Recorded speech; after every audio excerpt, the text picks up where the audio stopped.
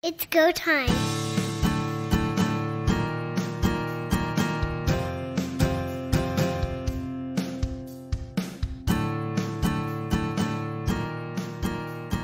The CFL started its newest season earlier than ever before. Welcome everyone to Quick Kicks here on Third Down Gamble. Don Charbon along with Pat Mooney and Heath Graham.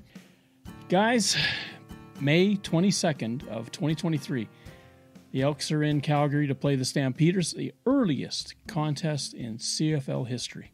We're inching ever closer to that warmer weather Grey Cup game that Don covets so much. I don't think it's only Don. There's a number of us that would love to have a warm weather Grey Cup. There is a caveat to all of this. There's a problem that the CFL has to deal with, and this is probably the part of the equation I didn't understand in the past. And that is the NFL draft is where it is. The CFL has its draft after. There's timelines built into all of this. And as you work your way towards training camp, you need X number of days, X number of days, X number of days. Truthfully, as they've said repeatedly, a 10th team would make it a lot simpler. Let's go Halifax. Let's get the Atlantic Schooners into the league. That's the way we're going to shorten the schedule by a week or two and have this Grey Cup game played first week in November, not the last week. However, having said that, the last week of November, or the second last week in November even, isn't the worst if you get lucky with the weather. But again, you shouldn't have your championship game predicated on the notion that if we get lucky, then we'll be all right. The NFL draft traditionally begins on the last Thursday in April, which is somewhere usually around the 26th, 28th, somewhere in that neighborhood, and carries on through that weekend. As you alluded to, Don, the CFL draft follows suit the following week. So there's a lot of moving parts as far as players drafted into the NFL. There's that small window where they can sign undrafted, and then it gets into the CFL drafting Canadian players and signing contracts and that sort of thing. So that 10th team would eliminate the need for at least one bye week, shorten that season a little bit, and get us into that early November Grey Cup date. The other thing that you could do, and heaven forbid this happens, you could shorten the schedule and go back to a 16-game schedule. I'm not advocating it. That's just an option. As CFL fans, I would not advocate for that either. Let's keep it at 18. I love it. It came from the era where they would play 16 games, but they'd have 4 preseason games. Mm-hmm. And at a meeting, they decided that that was enough. We don't need to have all these preseason games. Let's make the last 2 count. And that's why the CFL was first to get to 18. I've loved it. If they could play 20, 22, 24, I'd be thrilled. But I know the wear and tear on the body. Then we'd definitely be playing well into December. I understand all of that. 18 is fine. What does happen, though, with only 2 preseason games is it's a very short window for new players coming into camp to make an impression. It is, and I agree with you completely, Heath, that your options to make a club really depend on very limited interaction with coaches, assignments with learning the playbook, and it makes it very difficult. It is, in a way, a sense of trying to maintain some continuity, i.e., you better be special or the veteran gets to keep the job. Some could argue maybe that's a good thing. Some may argue that's a bad thing.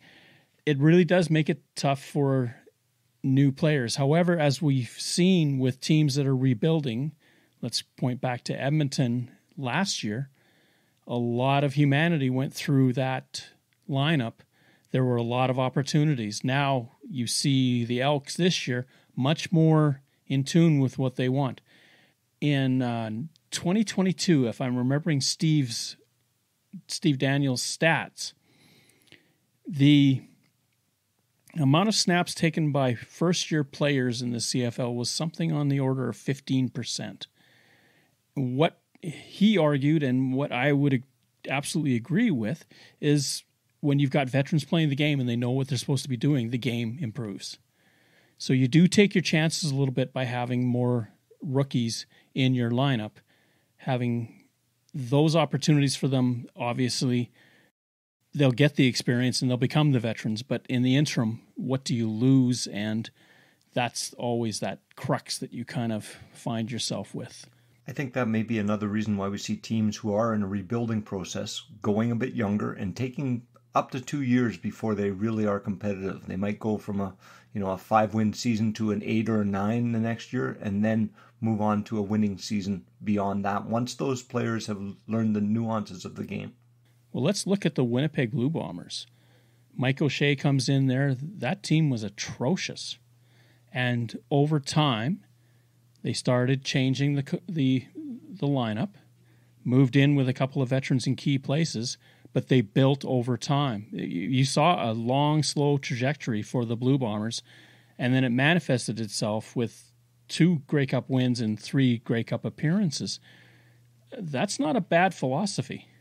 It is, if you've got the buy-in from upper management, from the fans, if they can appreciate what you're doing and stay patient, it's a great way to do it. And I'm not 100% sure the Bombers are done yet.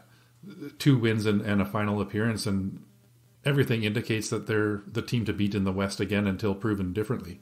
I think certainly they're going to remain competitive. I guess where you'll see a difference is on a team like Edmonton with Chris Jones running so many players through last year, settling on a few of those veterans that are going to get another year of playing.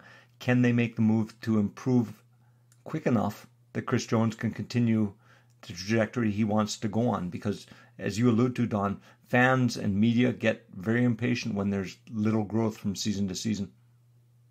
And the other team staring down the barrel of that is the Ottawa Red Blacks. They made some splashes 2 seasons ago in free agency. A few moves last year, but certainly not to the same extent. And now they are hoping for a healthy Jeremiah Mazzoli and to see the fruition of all of those pieces that they've put into place. This is your build over those 2 seasons.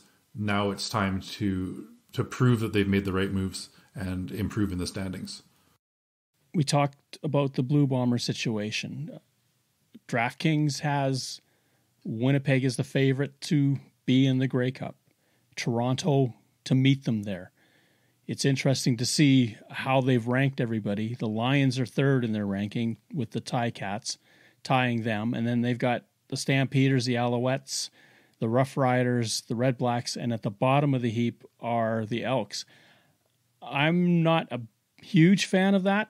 It seems like the other betting services are kind of agreeing with that Edmonton is like a plus 2,000 to 2,500 if you want to bet on them to go all the way. By comparison, the Stampeders are around 600 to 650. I just don't see Ottawa being that poor. I don't see Edmonton being that poor. The Elks, especially with that receiving core, their offense is going to be better, and that was what held them up last year. I was surprised to see Montreal as high as they were, right below the Stampeders. To me, that's a team that I'm waiting to see how they'll come through a tumultuous offseason with the change in ownership, and will they be able to compete in the East? The East, I think, is one of those types of situations where you put all the team names into a jar, you shake it, and you throw them out, and you just don't know what you'll get. As we saw with Jeremiah Mazzoli, injuries can change your trajectory so quickly. If something happens to Chad Kelly in Toronto, is Ben Holmes going to be able to step up? That's a question that has to be answered. Bo Levi Mitchell in Hamilton, what happens if he goes down? These questions that we have, they have to be played out, obviously, but the dynamics could change completely based on who's healthy. Another question that I'd throw out is, with Toronto being, at this point in the season, bet on to finish first, with Chad Kelly as a truly untested rookie. Hopefully it works out for them, but that remains to be seen as well.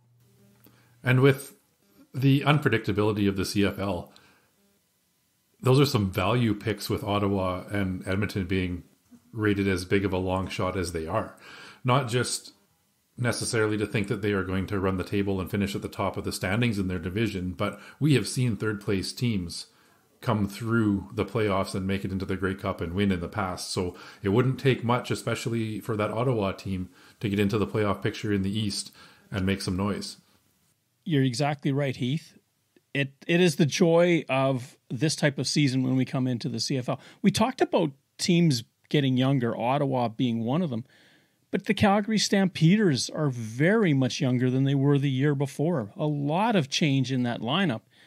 And we talk about Calgary as being the model. They are, over the last 20 years, tried and true, steady. They're always in the hunt. They're always in the playoff picture.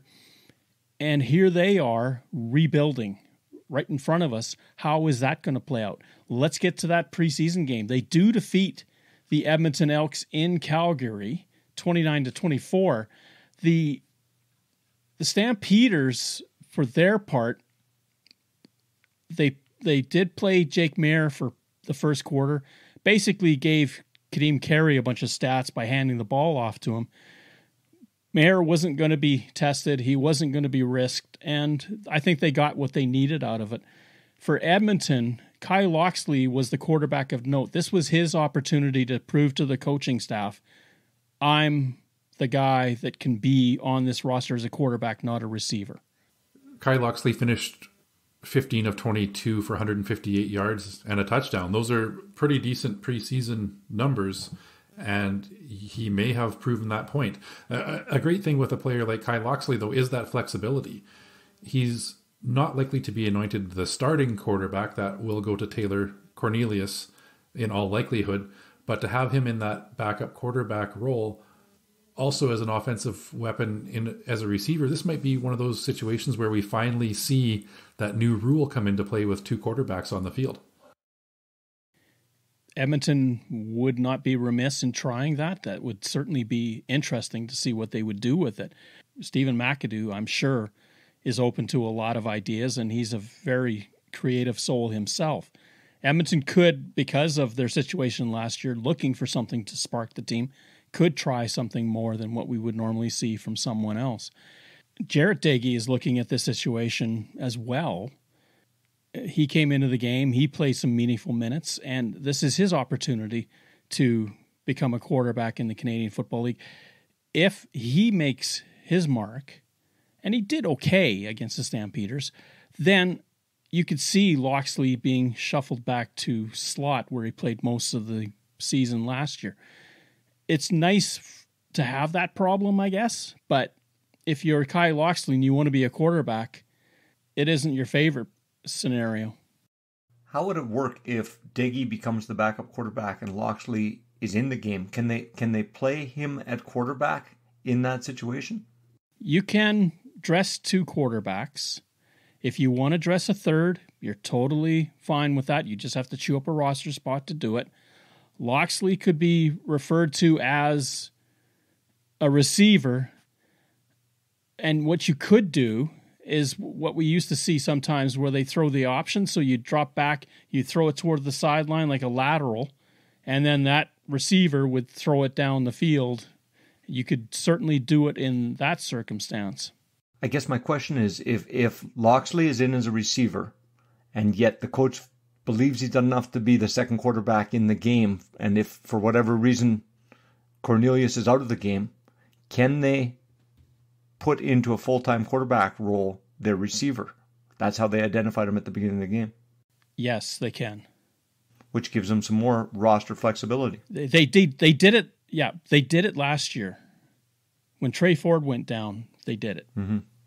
Loxley played third down snaps. It's funny. It's kind of a weird thing, but Edmonton's saying he's a receiver, but he can play quarterback. It's one of those nuances. Now, one of the things that's happening in the NFL that could tie into all of this, if the CFL is interested, is the NFL is having a third quarterback dress for a game, but not be on the roster for the game. And that would be considered, for want of a better term, an emergency quarterback. Essentially, if the top quarterback, your starter, and the backup quarterback are injured or suspended or whatever that takes them right out of the game, then that person could move on to the roster and become the quarterback for the remainder of the game. It's not a bad idea. We do see situations in the NHL with the emergency backup goalie from time to time. I don't see Zamboni drivers and accountants stepping into that role in football like you do in hockey necessarily, but to have that extra body not taking up a roster spot but being available is going to eliminate situations where we saw, I believe it was the Denver Broncos, where they were out of quarterbacks and had a receiver playing quarterback.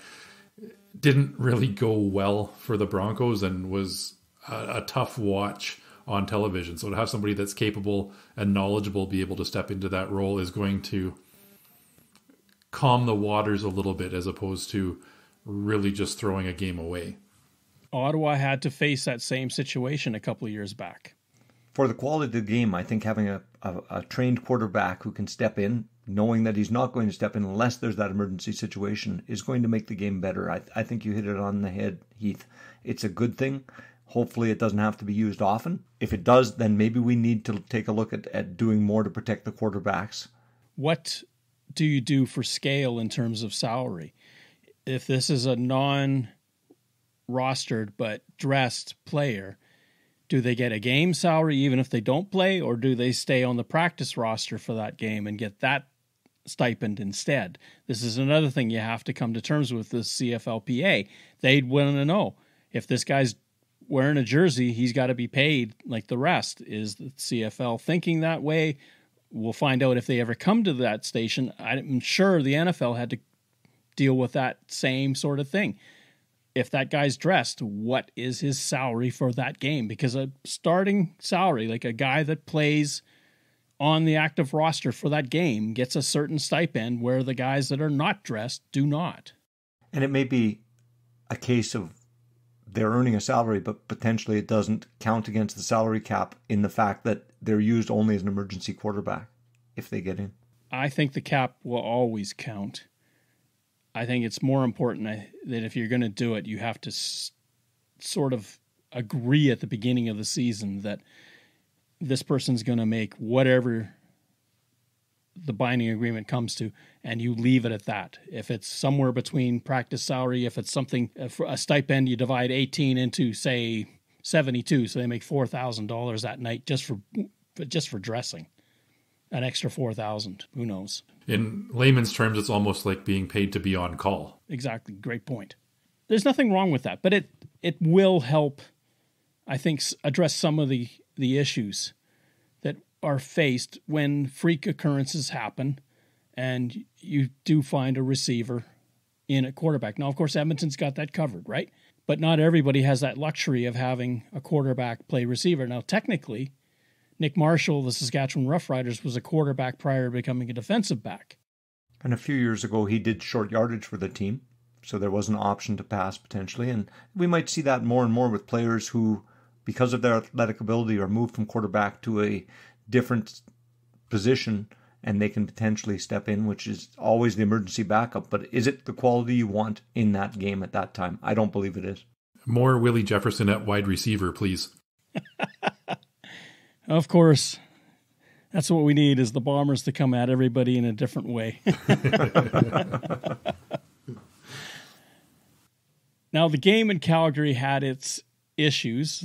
First and foremost, the smoke that's been plaguing Western Canada infiltrated Calgary. Fortunately, the wind changed direction. With only a half-hour delay, the game was able to start. With about 5 minutes left in halftime, a thunderstorm rolled through. And, of course, safety protocol requires that you don't play if lightning is striking, I think, within 15 kilometers or something like that. So they had another hour delay. In terms of watching the game, it kind of slowed down the energy a little bit, but interestingly, the teams really came out in the third and fourth quarter, and especially the fourth quarter, and put points on the board. You could argue that maybe they were better rested, but a lot of the guys that were out in the fourth quarter were guys that hadn't played in the first half. All in all, Stamps TV did a fantastic job of covering the game. Mark Steven was the play-by-play voice. Greg Peterson, who used to play with the Stampeders in the CFL, was the color commentator. their effort was stellar. It really was top notch. It was good to see the games get some broadcast coverage. We know TSN changed up their network broadcasting a little bit for preseason games and eliminated some. So the ability to stream online, and you're essentially getting the stadium feed and local play-by-play on it, still gives you the opportunity to watch those teams. And in preseason, you're really watching to see who makes waves, who might be the next up-and-coming players on the team. So a great effort and all around to get that game on streaming services so people can have a look. I give credit to Victor Cui of the Edmonton Elks. He was the one that really was championing this and gave some pushback to TSN when they dropped 2 games from their broadcast schedule. Now, but given that you have in-house productions now at every stadium, all you have to do is what the Stampeders did, tie it into the radio feed, and it worked brilliantly. And we can hope for the rest of that through the preseason. The NFL, for their part, if you want to know, they have some national broadcasts of preseason games, but for the most part, it's handled by local TV. They bid on it, and that's their time to shine with the NFL product. I think it's always a good opportunity to have local guys get a chance to call the game, because we know that TSN announcers tend to stay there for a long time. But it's interesting to have a different home team perspective. It's like if you aren't able to watch on TV and can listen to the radio or on Sirius, the games are broadcast by that home broadcast team. And it gives a varying perspective if you're a CFL fan. It's interesting to listen to how other broadcast teams see their team and announce their games. And I actually do listen to some local broadcasts fairly regularly throughout the season as well. If I'm traveling and not in front of a TV, I'm finding the local station on my phone, or I know Sirius XM does have a channel that generally broadcasts them, and you hear the home team radio broadcast on that as well. And it is great. There are some fantastic radio play-by-play and color commentators in this league. So any opportunity to check them out, it does give you a bit of a different perspective, and it is quite enjoyable. The one thing that impressed me the most about the broadcast crew was they called the game pretty much down the middle. There wasn't an overt bias towards the Stampeders. You know they're the Stampeder announcers. You know they're going to talk about them more. But if Edmonton made a great play, they called it as they saw it. And I was impressed with that. We so much see this in baseball, especially Midwest, where guys are saying, get out of here, ball, when the home team's trying to hit a home run. And I don't need a fan in the booth. I want you to call the game. I'll figure it out for myself how I react to it. Dillon Mitchell, receiver with the Edmonton Elks, has gone out on record saying that he wants to surpass 2,000 yards in receiving this year. Good luck. He's played one season. He's had 637 yards in that one season in 2022. Is it possible? It's good to have a goal. It's a lofty one. I like the confidence. If it does not go well, it's going to come back to bite him. I think there's going to be a lot of negativity, especially through social media channels and perhaps some of his opponents. But if he comes through and even has a 1,500-yard season, that's got to be considered a great success. Maybe not quite reaching the goal that he has set for himself, but he's a confident man. Teams these days have, I think, outstanding receiving core. And so if one player is going to get 2,000 yards as a receiver, that tells me that the rest of the team isn't necessarily playing up to the way they should, or else the offensive coordinator is really lacking in some creativity. I think a team that is going to be successful is going to distribute that ball to the running back as well as all receivers on the field so that people don't know what's coming. It's rare to see a receiver dominate to that degree in any league. And at this point, I don't see Dillon Mitchell making 2,000 yards, but hopefully he does go over 1,000 yards. I think that's a very successful season. To reach those kind of numbers, you have to be a phenomenal talent. I know what you're saying, Pat, about ball distribution, but if you have a Randy Moss type player, a Jerry Rice type player, you're going to give him the ball more so than any of the other receivers. I think it remains to be seen whether or not Dillon Mitchell is that type of receiver yet. Exactly my point. He's talking the talk right now, and it's his opportunity to back it up. We've had receivers that have lit up this league. Alfred Jackson is the one that comes to mind. When he was with Winnipeg and Matt Dunnigan, those two put on an aerial circus. Terry Greer. We had Milt Stiegel and now Kahari, and coaching with the Red Blacks, but then quarterback of the Blue Bombers, Kahari Jones. And look at the numbers they put up. It's possible that this can happen. The problem is you got Eugene Lewis also on that team, who also would like to get 1,000 yards. So what do you do with the running backs? What do you do? I think that's the bigger question. It's not so much that you can chuck the ball and satisfy your receivers, but what about those running backs? Because there won't be many plays left for them. If you have a coach that is going to live and die by passing only, you might have a better opportunity. But I think in this case, we saw Edmonton, they came on well with the running game at the end of the year, and I think they've got to build on that to keep defenses on their heels. If Mitchell wants to do it the short way, 30 catches of 70 yards, and he's made it. He's going to have to get those yards after contact, yards after catch yards up in order to reach that goal. Toronto Argonauts, 150th anniversary of that football team, and they've come out with a different pallor to their blue. Something that we've seen about 15 years ago, most notably probably 50 years ago.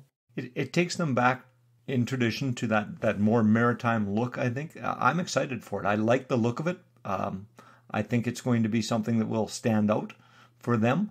And I like when teams take a little bit of a risk and also return back to their roots. And in this case, I think this uniform has successfully done both. I don't know if it's a look that they will go permanently moving forward to keeping, but it's a great nod for an anniversary, for a special edition.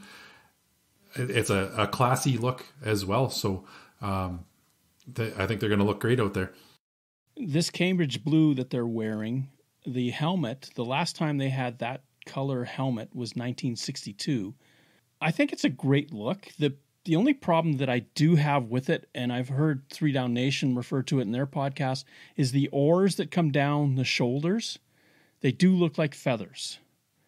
It's hard to distinguish. And one of the things that I think John Hodge said is that if it's not immediately recognizable, don't do it. They have oars on the pants as well. I know it's a nod to the seafaring ways of the Argonauts rowing club that started this football franchise. It's amazing that they're 150 years old. That's just mind-boggling that a team could be around that long. The Lions have also come up with a new look. Gone is the orange, in is the black and the fog. The fog maybe fits for Vancouver, and I think they're even calling it the blackout look with orange highlight. But the away jersey is strictly gray with very little orange, which is a real break with recent tradition anyway. It's a lighter shade of gray than what would have been worn in the 60s when teams typically wore gray pants with whatever top they happened to be wearing. I kind of like it. As with the Argonauts, I think it's a nice look. The Stampeders have jigged their look just a little bit. More emphasis on red and white during the season, and the alternate jersey will be another all-black jersey, the one that they've typically worn on the Labor Day contest against Edmonton. These changes always get expensive for fans if you want to have the most up-to-date look when you go to the stadium. Personally, I've been a fan of the Lions orange. I think it's a very distinctive look in the CFL. The new gray, just looking at the pictures that we have available, I know gray is a different color, but it's not too different than Hamilton Tiger Cats' white uniforms in some ways. The orange has been unique and really stood out. So I like the black look, not necessarily a fan of the gray. I wouldn't mind seeing the home and road jersey kind of swapped a little bit, where you have the home top black and the home bottom the fog gray, and then put the black pants on the road jersey. Wouldn't that be something to... And that's the thing, you can mix and match with these things. It's not like you're wedded to it. But I've always liked the I don't know the double stacked look, I guess we'll call it for that, where you have one color on top and another color on the bottom. It certainly adds, that contrast. I like, of the jerseys, I like Toronto's, and I like Calgary going back to the straight red and white. When I saw the black, which they came up with 2 years ago, it made me think more of the Red Blacks. You've got two teams kind of wearing similar colors, and I like the fact that they've gone back to the strictly red and white. The black jersey, Calgary was the first to bring that in years ago, and they're going back to that tradition as well. I could do without that, to be honest. I like the dark red and the white and red jerseys as your home and away myself. It almost seems like black is the go-to for just about everybody to have as a third kit. We see it in the NFL. We've seen it even with the Rough Riders, who were traditionally just green and white, and they had black jerseys back in the early 2000s. I'm not a huge fan of it. The Lions have had black as part of their color scheme since day one, so I have no problem with that. Ottawa, no problem with it. Calgary was red and white when they started. There was no black at all. Now, it doesn't mean you can't add a color and embellish your look a little bit, but I kind of think stick to your roots, stick to who you are. I've always been a fan of that. And I think that's maybe what you were alluding to, Heath, when you see that orange kind of disappearing with the Lions. Absolutely. Thank you, listeners, for tuning in to Fashion Chat here on Third Down Gamble.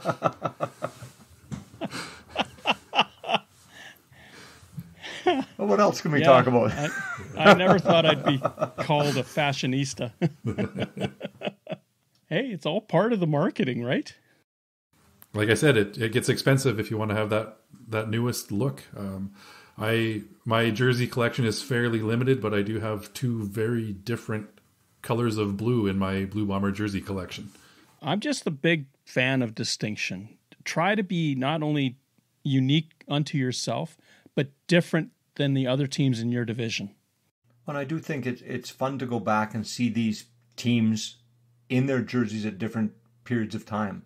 You know, when I first came into watch the CFL, of course, as a Rider fan in the 80s, when I see that iconic jersey that they had during that time, it takes me back to my youth. And I love when they go back to those traditional uniforms and put them on for Labor Day. Those things mean something to me, and they make me very proud of my team and the colors that my team represents. And I think that's the same for most CFL fans. They want to see something a little bit different, exciting. You want to be with the new trends, the new number styles, but at the same point, that tradition matters. Well, you don't want to be, and I'm going to take a big swipe at the NBA like that, where teams might have 15 different kits they wear in a season, and they could be on the road, and I have to stop and wait for the little line at the bottom to say who's playing tonight, because I can't recognize them. You can't even necessarily tell by reading what's on the front of the jersey. No, it's fine. If it works for what their demographic demands, more power to you.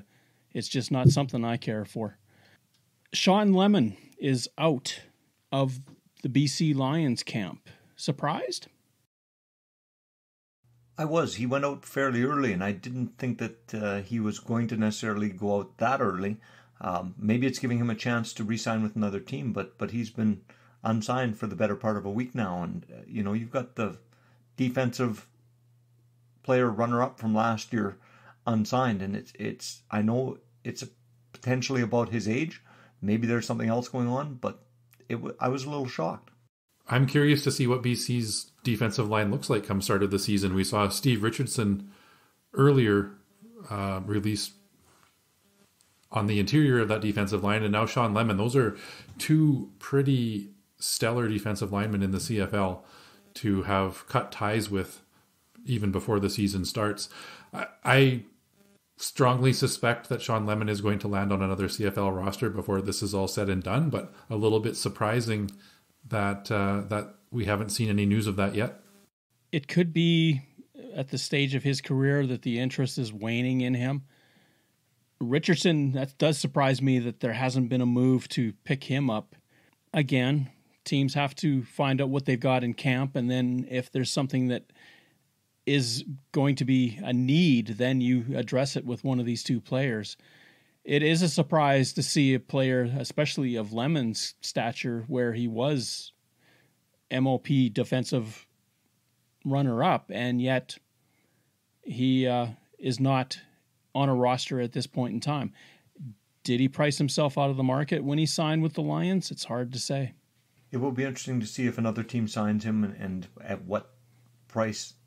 Coming up on Saturday, we have a triple header. Now, again, if you want to watch this, you're going to be watching on your device. The neat thing, I'm going to plug Apple a little bit, but I sign in on my phone, I can AirPlay it to my TV, and I could watch the game on the big screen. That was fantastic. I love that. The Ticats and the Argonauts, Edmonton and Winnipeg, in a rare simultaneous kickoff start on Saturday afternoon, and then later that night, it's the Lions in Regina. Just to touch on the technology here a little bit, we've been talking for the last couple of seasons about the change in content and how people consume that content. This is a great opportunity for the CFL to test out some of their streaming, the CFL and TSN, to test out kind of their streaming services, what all of that looks like, what it entails. And curious to see what the viewership numbers are. Now, granted, preseason games are not a ratings blockbuster to begin with, but having that content available on a different platform gives people that opportunity. It is very simple to stream and mirror or share it up onto your big screen. It gives you that opportunity to watch it just like you would a over the airwaves or a cable program. 3 big games coming up, and as we talked earlier, these rosters are slimming down rapidly, and we're going to get to see, especially for Edmonton, this is going to be their second game already. So do we start to see Taylor Cornelius, some of those starters, in a little bit more of a role in this game coming up? Let's get to a different question. If you're Edmonton, do you like the fact that you've played both your preseason games so quickly? As a coach, I wouldn't. I'd want some more time to evaluate players in practice, to maybe put in a few more schemes. But it is what it is, and Edmonton's notoriously ran through a lot of players, so this may be an opportunity for them to make some moves and potentially pick up some other players where they're not satisfied. And on the flip side of that, it gives them 2 opportunities to see everybody in game action before some teams have seen their players in one. So I understand what you're saying in drawing up plays and scheming, but now they're going to have 2 games under their belt, and they can evaluate film on both of those games and take their action accordingly. The Elks will play on Saturday, as we indicated, and then they start the regular season on June 11th. That's going to be a long time to prepare for their opening home date. The other game that's going to be played this weekend, Friday night on TSN, is Montreal and Ottawa. Cody Fajardo not going to be playing in that football game. Is that a misstep by the Alouettes, not getting him acclimatized to that offense?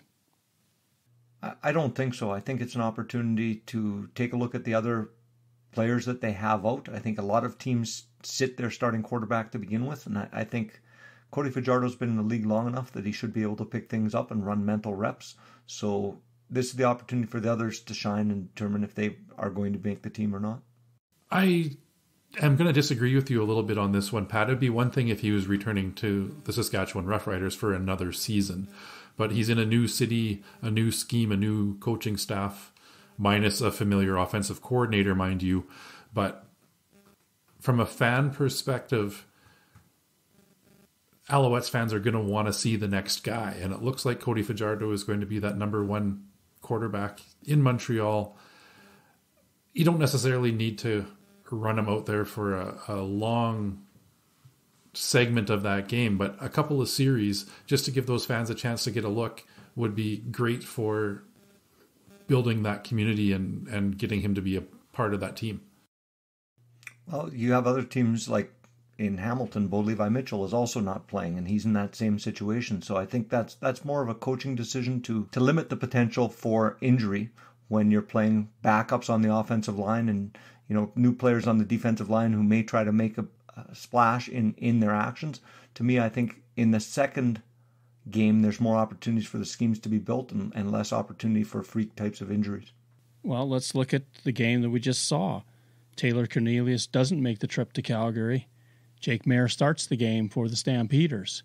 Trevor Harris is not going to start or play. We've chronicled that Dillon Mitchell is not going to, Cody Fajardo is not going to. I haven't heard yet what Ottawa is going to do with their quarterback situation. You're right, it is a coaching decision. I kind of like what Calgary did. Just get him out there, even if you're just handing the ball off. Just get him on the field. Yeah, Jake Maier in that game was 1 of 3 passing, so he didn't get out there to do a lot, but he got onto the field and got that game feel. Where we often see this as a mistake or as a good call is in that first game of the season, right? Is the quarterback look like they have lots of game practice or repetition, or do they struggle with the offense to begin with? So we can make all the judgments we want at this point in time, but I think it'll remain to be seen what happens when they do take the field when it truly matters. 4 games on the weekend. Can't wait. Thank you for listening to our show.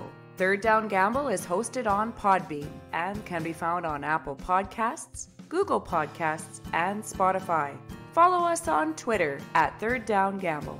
Join us again, the Third Down Gamble podcast, audio worth watching.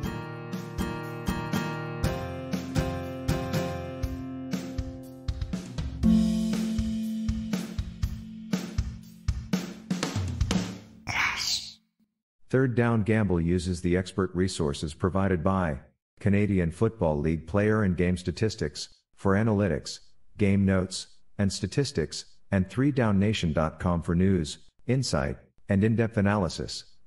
Please visit cfl.ca and 3downnation.com for the most up-to-date information on the Canadian Football League.